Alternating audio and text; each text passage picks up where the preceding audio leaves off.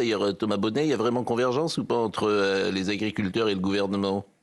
C'est pas vraiment le mot que j'aurais employé. Pas le mot que j'aurais employé non plus. Alors, il y a convergence dans l'idée que le Mercosur, c'est fini, c'est râpé, il va être ratifié lundi, donc c'est plus vraiment le sujet. Enfin, il va être ratifié sûr, mais est-ce que Emmanuel Macron va signer? Non, mais alors, voilà, la question, elle est là. C'est-à-dire que, en fait, peu importe ce qu'on décide nous, il sera ratifié par l'Union européenne. Mais la position de la France est quand même importante parce qu'on peut soit s'abstenir, soit voter pour, soit voter contre. Voter pour, Bruno Retailleau a menacé hier, il a dit si le président Macron vote pour, il y aura possiblement une motion de censure. Mais voter contre, ça veut dire s'isoler sur la scène européenne. Bon. Ça va être redécidé là, dans les jours qui viennent. Emmanuel Macron a baladé, comme toujours, les agriculteurs en leur disant tous les mots que j'ai entendus en décembre, le compte n'y est pas, etc. Tout ça, c'était bidon. Manifestement, rien n'a changé et on leur a raconté des salades. Mais surtout, ce qui nous a marqué, c'est qu'il a dit des choses très différentes. Quand il était au Brésil, il disait on est positif sur la perspective du Mercosur, et puis après, il disait c'est inacceptable. Moi, je me mets à la place des agriculteurs qui suivaient les déclarations successives du président, qui disaient mais en fait, qu'est-ce qu'il pense vraiment au fond? Je pense que pour le grand public, c'est globalement assez confus tout ça. Moi, j'ai une question qui est la plus simple du monde. J'arrive même pas à avoir cette réponse à cette question. Et c'est pour ça que j'ai demandé à Éric de Ritmaten de venir. Mais Éric, quand je vous pose une question, parfois, à la fin de votre réponse, j'ai pas toujours la réponse à ma question parce que vous êtes l'art du en même temps. C'est un peu ça. Et oui, mais je ne vous ai pas encore posé ma question. Donc, attendez. Non, mais parce que vous, parfois, voilà. Moi, j'ai une question simple. Est-ce que le Mercosur, en dehors de l'agriculture, est une bonne chose pour les entreprises françaises? Oui ou non? Alors, oui, c'est vraiment bon. D'ailleurs, c'est pour ça que le MEDEF, Patrick Martin, s'est engagé en disant il faut le faire. J'ai sorti pour vous des chiffres, comme ça on va être très concret. C'est 30 à 40% d'exportation en plus. C'est plus de droits de douane, donc des économies très importantes. Les entreprises qui exportent vers le Mercosur, 4 milliards d'économies par an, d'économies sur les droits de douane, donc c'est très très bien. Pour l'industrie française, on connaît tous l'industrie française. Est-ce qu'on va exporter plus de voitures vers l'Argentine, le Paraguay, l'Uruguay? Pas sûr. De toute façon, au Brésil, il y a déjà des usines Renault qui existent. Donc ça, on s'en fiche. Voilà, donc on s'en fiche. Bon, donc c'est bien pour qui? Alors, l'industrie... Vous m'avez dit oui, c'est bien pour qui? C'est bien pour les entreprises de mécanique, la microchirurgie. On a quand même des en dehors de l'agriculture, c'est positif pour tout le monde. Oui, mais c'est positif. Je vous dis, le chiffre officiel... Le MEDEF est pour. Le MEDEF est pour. Voilà. Bon. Maintenant, là, vous allez me dire que je suis en même temps, parce que dans l'agriculture... Vous prenez le bloc agricole, vous le coupez en deux. Il y a des agriculteurs qui sont pour le Mercosur. Si vous regardez les producteurs d'œufs, si vous regardez les producteurs de vin, de fromage, de spiritueux, de lait, les poudres infantiles françaises, elles partent vers le Mercosur. Donc voilà des industriels qui vont être satisfaits. Mais en même temps, parce que je sais que vous attendiez cette phrase, les producteurs de poulet, de maïs, de céréales, le bœuf, les œufs, ils ne sont pas contents. Et tout ça, c'est légitime. Et tout ça, voilà. C'est légitime. Oui. Ça les met en péril, eux. Alors, les met en péril, on en a parlé ce matin avec Romain Desarbres, on avait un invité de la coordination rurale, il disait, de toute façon, l'accord Mercosur, il sera signé. On ne va pas revenir dessus. Ça les met en péril ou pas?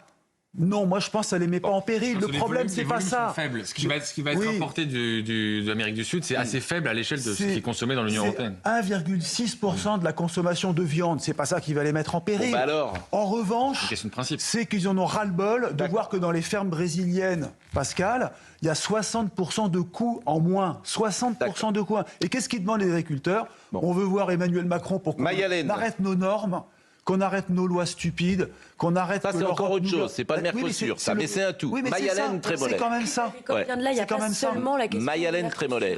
Il y a la question du Mercosur. À celle-là s'ajoute la crise sanitaire avec la question de la dermatose. Et il y a aussi tout simplement les agriculteurs qui ont l'impression de ne pas être entendus depuis plusieurs années. Et ça revient systématiquement. Mais souvenez-vous, il y a 2 ans, Emmanuel Macron avait mis plusieurs heures à pouvoir inaugurer le salon de l'agriculture, tellement les agriculteurs en colère refusaient de le laisser rentrer et déambuler. Donc on peut se demander comment va se passer le salon de l'agriculture cette année, déjà, pour commencer. Il n'y a pas de vache. Il n'y a pas de vache. Il y aura des agriculteurs pour répondre à Emmanuel Macron et on va voir ce qu'il veut dire. Bon, écoutons M. Retailleau qui parle de censure si on signe le Mercosur. Ce que je demande à Emmanuel Macron, c'est s'il n'obtient pas suffisamment, je pense qu'il obtiendra un certain nombre, facialement en tout cas, de garanties qui seront de fausses garanties pour le secteur agricole, mais il prendrait le risque d'une censure. Et je souhaite qu'il vote contre. Bon. Alors, on sait s'il va voter contre ou pas? C'est en cours de discussion. Il va voter contre, a priori, parce qu'en fait, s'il vote contre ou pour, ça ne change rien pour lui. Non, ça change rien. Donc c'est plutôt malin s'il vote contre. Oui. Parce qu'il fait un peu de politique. Dans Après, ces cas-là, la il dit politique- moi, je suis pas d'accord avec vous. Il y a Oui. quand même un Bah, isolement sur la Il y a scène comme un voilà, européenne. sur la scène européenne, c'est pas terrible de voter contre, mais il pourra. Ah oui, mais peut-être s'il le vote faire. pour. Non, il peut aussi s'abstenir. Il peut s'abstenir, Voilà. oui. Non, mais ce qu'il faut dire quand même, c'est qu'il y a eu 2 votes à l'Assemblée. Oh, bon. À l'Assemblée et au Sénat, il y a eu juste 2 votes parce que les députés et les sénateurs sont prononcés. Unanimité totale contre le Mercosur. Bon, Maître Garbarini. Et est-ce qu'on peut revenir à la base? En fait, les agriculteurs, c'est le grenier de la France. Et la France, c'est un pays agricole. Il y a une histoire. C'est toujours pareil. La France, c'est un pays d'agriculture. C'est encore une fois des fermes, des gens qui s'impliquent et qui font ça toute leur vie. C'est une tradition. Ça va de famille en famille. Et ce sont des gens qui sont très importants, y compris pour l'image de la France. Et encore une fois, on les abîme. Alors, je ne sais pas, moi, je suis profane en la matière, mais je suis un consommateur. Oui, moi, j'aime manger français. Voilà, parce que c'est eux qui nous font vivre. Et ce sont des gens qui travaillent. Quand on va dans les fermes, les gens, ils se lèvent à 4 heures du matin, tous les jours. Et ils ont une vie qu'ils ont choisie, qu'ils aiment passionnément, mais c'est une vie Pascal Pierre Garbarini. dure.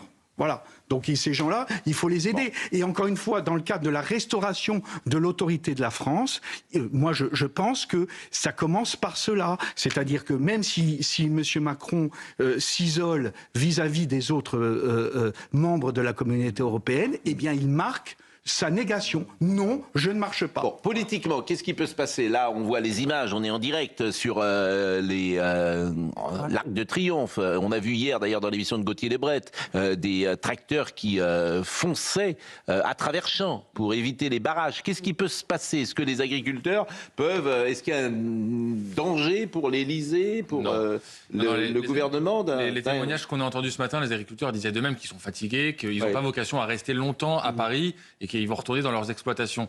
Ce qui est d'ailleurs assez étonnant, c'est la réaction de la porte-parole du gouvernement ce matin. Maud Bréjon qui dit c'est inacceptable, on ne l'a pas laissé faire. Elle instaure... Alors on va l'écouter, tiens. Voilà, on va l'écouter et après vous avez réagi. C'est Maud Bréjon, porte-parole du gouvernement. La situation qu'on voit depuis cette nuit, depuis ce matin, n'est pas acceptable. Et donc sur l'appel à manifester devant l'Assemblée nationale comme sur les tracteurs qui sont en ce moment même sur la place de l'Étoile à l'Arc de Triomphe, je n'ai qu'une chose à dire. Tout ça est illégal, nous ne laissons pas faire et nous ne laisserons pas faire. Il y a plein de choses qui sont illégales, parce que, je fais juste une parenthèse, j'écoutais Charlotte Dornelas tout à l'heure sur Europe 1. Les débordements qui accompagnent la qualification de l'Algérie en quart de finale de la Coupe d'Afrique des Nations. Ça passe complètement à l'as. Ça, c'est absolument inadmissible. On laisse faire ça dans la rue, dans la nuit, etc. Et je ne vous explique pas ce qui va se passer si l'Algérie rencontre le Maroc en demi-finale de la CAN. C'est qu'on s'habitue tous les jours au débordement d'une compétition qui n'a pas lieu ni en France ni sur notre continent, mais à des milliers de kilomètres et qui met la France, non pas à feu et à sang, faut pas exagérer, mais il y a des débordements très importants. C'est sous-traité dans les médias. Ça n'existe pas. Ça n'existe pas. Donc je ferme la parenthèse, c'était un papier formidable de Charlotte Dornelas tout à l'heure sur Europe 1, il n'y a que nous qui en parlons. Et vous savez pourquoi les gens ne veulent pas en parler? C'est toujours la même chose. La question que ça pose... Donc là, quand je vois Maud Bréjon, elle devrait monter au créneau aussi pour ça. Les débordements, ils sont partout. C'est quelle attitude a le gouvernement vis-à-vis des mouvements de contestation Vous voyez, quand on envoie les centaures de la gendarmerie face à des agriculteurs, le signal, je trouve qu'il n'est pas bon. Et d'ailleurs, les images, elles avaient choqué beaucoup de Français. Parce que dans le même temps, vous avez des quartiers qui échappent totalement à l'autorité de l'État. On en parlera, je crois, dans l'émission, mais à Marseille, Orange a fermé. Orange a refermé parce que les narcotrafiquants disent notre business qu'on est en train de faire, les salariés d'Orange, vous venez le perturber. Il y a des tirs de balles sur les façades. C'est là où on attend l'État plus que de dire c'est inacceptable. Évidemment. Parce que Pascal Pierre Garbarini. Parce que c'est toujours on n'avance pas parce que encore une fois on n'a pas une logique. C'est-à-dire parce qu'on a peur, la logique, c'est la logique de la peur. Mais qu'on arrête. Voilà. Si on lance les centaures contre les agriculteurs, c'est inadmissible pour la population d'entendre qu'en revanche, il y a des manifestations, comme vous le dites très bien, d'une coupe africaine qui est superbe en termes de sport, mais qui cause des problèmes en France. Mais pardonnez-moi, ce qui est extraordinaire, parce que moi je suis la Coupe d'Afrique des Nations, il n'y a pas un souci au Maroc. Hein. Vous savez que les supporters supporters algériens et marocains nettoient eux-mêmes le stade après les matchs, qu'ils fraternisent entre eux, que les fan zones, il n'y a aucun souci là-bas. Pourquoi? Parce que dès qu'il y a un souci, je peux vous dire que ça rigole pas, en fait, au Maroc. Il y a un journaliste au Maroc qui a fait, un journaliste étranger, qui a fait une petite vidéo pour expliquer que le Maroc, il y avait des bidonvilles, que ça se passait mal, etc. Il est reparti directement. Il a quitté le pays 24 heures après. On lui a enlevé son accréditation, il est chez lui. Donc ça c'est au Maroc. Donc les jeunes gens qui foutent le bordel la nuit en France, qu'ils aillent au Maroc ou en Algérie, ils feront pas exactement ce qu'ils font ici. Hein. Croyez-moi. Et ils le savent. C'est l'image. Et ils le savent. Et ils le savent. Je voudrais simplement dire que moi, Richard Millet. moi qui viens d'une famille d'agriculteurs en partie corésiens, je suis très content de voir ces tracteurs parce que c'est un symbole fort devant l'Arc de Triomphe. Voilà. Mais Philippe Bilger. je rejoins ce qu'a dit Pascal. Les forces de l'ordre sont très mal à l'aise et la politique est mise en œuvre avec des gens qui ne sont pas dans l'industrie de la délinquance. Lorsqu'il y a des gens qui tout à coup sont tellement désespérés qu'ils manifestent, on est impitoyable avec eux alors qu'on pourrait souhaiter au fond une rigueur constante à l'égard des gens qui font de la délinquance un métier. C'est toujours la faiblesse qui, au lieu de susciter une forme de compassion intelligente, suscite une rigueur excessive. Bon, on termine ce chapitre avec vous, politiquement. On va voir, ils attendent d'être reçus, les agriculteurs. C'est pour ça d'ailleurs qu'ils voulaient aller devant l'Assemblée, devant le Sénat. Donc on va voir s'ils sont reçus par la ministre de l'Agriculture. Après, si c'est pour annoncer rien du tout, ça ne vaut pas la peine de les recevoir. Parce que là, on a depuis le début de la semaine Annie Genevard et Emmanuel Macron qui ont fait des annonces qui sont des avances sur la PAC, la fin de la taxe sur les engrais. C'était aussi ce que portaient les agriculteurs, mais on ne répond pas durablement à leur colère. Donc, tôt ou tard, on n'a pas de budget. Et on n'a toujours pas de budget, accessoirement, en effet. Donc tôt ou tard, il va falloir répondre à la crise des agriculteurs qui... Il faut le répéter, ne veulent pas des aides pour vivre. Ils veulent vivre de leur travail. C'est simple à dire, mais c'est ça aujourd'hui qui n'est pas possible pour eux. Mayalène Trémollet. Pour répondre concrètement aux agriculteurs, il faudrait d'abord qu'il y ait un budget. Et les débats budgétaires reprennent ce matin. Et on ne sait pas encore, mais a priori, tous les députés pensent que ça va finir en 49-3 ou par ordonnance, donc par un passage en force. Donc ça pourrait entraîner une nouvelle chute de gouvernement.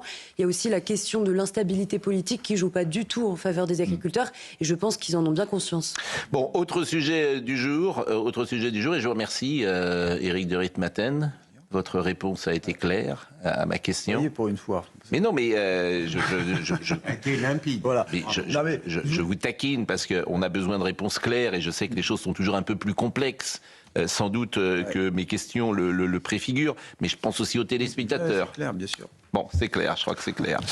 Emmanuel Macron qui annonce envoyer des soldats. Alors ça, c'était très drôle parce qu'il l'a dit avant-hier soir dans le journal de France 2. Et comme il y avait la neige, personne n'en a parlé hier. Mais c'est pas rien quand même. Et après avoir... Oui, et après avoir signé la déclaration de Paris qui précise les mesures de sécurité appliquées en Ukraine, Emmanuel Macron a précisé que le rôle des puissances occidentales dans le maintien de la paix et le respect du cessez-le-feu, ce serait d'envoyer pourquoi pas des... Bon, mais si le cessez-le-feu est stoppé et que vous avez des soldats français, qu'est-ce qu'ils font? C'est toute la question. Et surtout, mais au-delà de ça, Vladimir Poutine a déclenché la guerre en Ukraine précisément pour ne pas avoir des soldats de l'OTAN en Ukraine. Et donc là, la réponse qu'on va avoir après une possible paix, ou en tout cas un possible cessez-le-feu, c'est précisément d'envoyer des milliers de soldats en Ukraine. Donc en fait, on voudrait sur ce dossier, depuis le départ, depuis 10 ans, si vous écoutez Nicolas Sarkozy, si vous suivez Nicolas Sarkozy, depuis 10 ans, ce que nous avons fait avec la Russie n'est sans doute pas la bonne solution. Il n'y a pas que lui qui dit ça. Luc Ferry sur cette ligne-là. François Fillon sur cette ligne-là. Monsieur Alouche aussi, qui était tout à l'heure... Pierre Lelouch, plus exactement. Ouais. Pierre Lelouch est sur cette ligne-là. Bon, mais ça aussi, c'est une ligne qui est très peu entendue dans l'espace médiatique. Il n'y a qu'une ligne qui prévaut. C'est-à-dire l'anti-Trumpisme et l'anti-Poutine, c'est la ligne qui prévaut sur les deux. Les choses, parfois, sont un peu plus nuancées. Mais c'est vrai que Poutine a agressé l'Ukraine. C'est un fait. Ouais. C'est un fait. C'est bon de le rappeler. Hein. Mais bien sûr. Mais les choses, parfois, il y a un poil de nuance. Oui. Et quand c'est vous qui dites, ça a une importance capitale. Voilà, effectivement. Bon, voyez le sujet de Michael Dos Santos. Emmanuel Macron persiste et signe. En cas de cessez-le-feu, le chef de l'État envisage d'envoyer plusieurs milliers de soldats en Ukraine. Une idée rejetée par une majorité de Français. C'est ridicule d'aller là-bas se faire casser la figure. Qu'elle se renforce pour pouvoir défendre la France, ça serait déjà pas mal. Je préfère garder nos Français au chaud. Il y a déjà beaucoup à faire. La France n'a pas à faire de l'ingérence. D'autres pays de la coalition des volontaires pourraient également garnir les rangs de cette force multinationale. Des soldats déployés loin du front pour soutenir l'armée ukrainienne, mener des opérations de dissuasion ou encore construire et protéger des centres militaires. La Grande-Bretagne semble prête à s'engager. Le Premier ministre Keir Starmer va néanmoins soumettre cette décision au vote des députés. Avec le président Macron et le président Zelensky, nous avons convenu d'une déclaration d'intention ou du déploiement de forces en cas d'accord de paix. Une force multinationale placée sous la surveillance américaine qui peine néanmoins à convaincre certains pays européens. L'Italie a refusé une nouvelle fois d'envoyer des troupes en Ukraine. L'Allemagne a donné son feu vert uniquement si les soldats sont déployés dans un pays voisin et membre de l'OTAN. Bon, c'est pas pour tout de suite, hein. Disons-le. Faut que ça sera dans la période d'après. Oui, mais ça va avec la vente des Rafales, ça va avec toute cette séquence-là du président de la République. Alors, il y a quand même quelque chose qu'il faut préciser qui a été dit, c'est que c'est aussi les Américains participent à cette opération. Ce qui, ça, en l'occurrence, peut être considéré comme une victoire du président de la République qui a réussi à garder les Américains dans le giron. Et malgré tout, il va sans doute envoyer peut-être des troupes et sans l'assentiment forcément de l'Assemblée. L'Assemblée ne sera pas... Et des Français qui ne demandent qu'une chose, c'est que cette guerre s'arrête, qui coûte cher. Et là, tout cela est fait en dehors de toute l'opinion publique française. Comme tant de choses ces dernières années avec Emmanuel Macron. Je pense que, la vente des Rafales est loin d'être conclue. Je ne sais pas si l'Ukraine a l'argent pour payer, combien il a dit, 100 Rafales. Vous voyez combien ça coûte. L'Inde en a acheté combien, une vingtaine, pas plus. Deuxièmement, je pense que ce sont des effets d'annonce. Richard Millet. Ce sont des effets d'annonce. Il ne va pas envoyer des milliers de soldats en Ukraine. Ce n'est pas possible. Ou alors, ce serait... Non, mais entre ce qu'il dit et ce qui aura lieu, je pense que, voilà. Bon, de toute façon, on peut imaginer, est-ce qu'il sera encore là lorsque l'occasion se présente. Parce que maintenant, le compte à rebours a commencé, forcément. Le président de la République, dans un an, n'est plus en place, quoi. Dans un an et quelques jours. Il y a une question qui se pose, même si ce serait une force de dissuasion. Mayalène Trémol. Cette armée qui serait en Ukraine. Qui serait là juste pour la dissuasion, mais est-ce qu'on peut imaginer une direction tournante? On ne sait pas qui dirigerait ces soldats.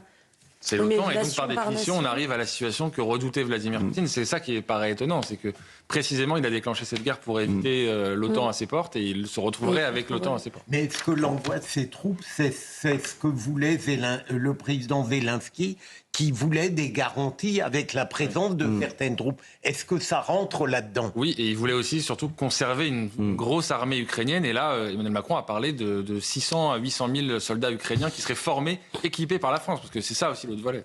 On va marquer une pause dans une seconde. Je parlais de l'excellent papier de Charlotte Dornelas ce matin sur l'antenne d'Europe 1 vers 8h45 et vous pourrez réécouter ce papier.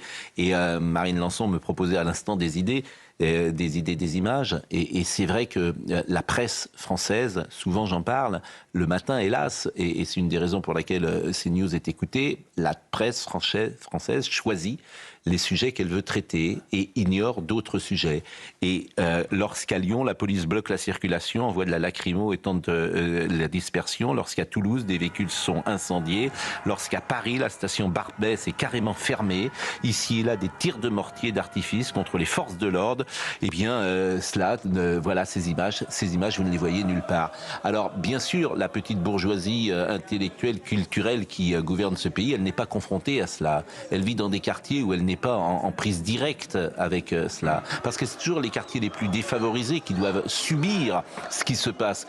Et on s'habitue que la CAN, je le répète, qui est une compétition extraterritoriale qui se passe à des milliers de kilomètres de Paris, il y ait ce type de débordement. Et personne ne dit rien dans la presse et tout le monde trouve ça normal. Pour les raisons que vous connaissez, bien évidemment. Et je pense même qu'il doit y avoir chez les gauchistes une part d'eux-mêmes qui souhaitent que cette joie s'exprime, que c'est tout à fait normal, ces débordements. Mais non, mais ça fait partie du chaos. Là, encore une fois, on va en parler avec les déclarations de Mélenchon qui sont inadmissibles lorsqu'on est un homme politique. Mais ça fait partie du chaos que LFI veut instaurer en France. Ben là, c'est pas LFI, là. Non, mais... Là, c'est la presse qui devrait tout simplement témoigner de la réalité. Oui, c'est pas LFI, mais c'est tiré de LFI. Je veux dire, c'est... Oui, oui, c'est aussi LFI, mais je vous répète, est-ce que vous voyez ces images ailleurs que chez nous? Est-ce que vous êtes au courant de ce qui se passe en France après? Et ce n'est que le début. Parce que je vous répète, la demi-finale qui se présage, si le Maroc est qualifié, c'est Algérie-Maroc. Algérie-Maroc. Je peux vous dire que ça va être intéressant en France de suivre ça. Vous vous rappelez quand j'ai dit ici que le concert du Nouvel An avait été en partie annulé parce que les effectifs de police étaient mobilisés sur les matchs de l'Algérie? Sur les réseaux sociaux, j'ai eu plein de réactions, des gens qui m'ont même insulté, etc. Simplement parce que les policiers le disent, mais ça ne passe pas le mur du son. Et le ministre de l'Intérieur a fini par nous démentir en disant que c'était pas du tout le cas, etc.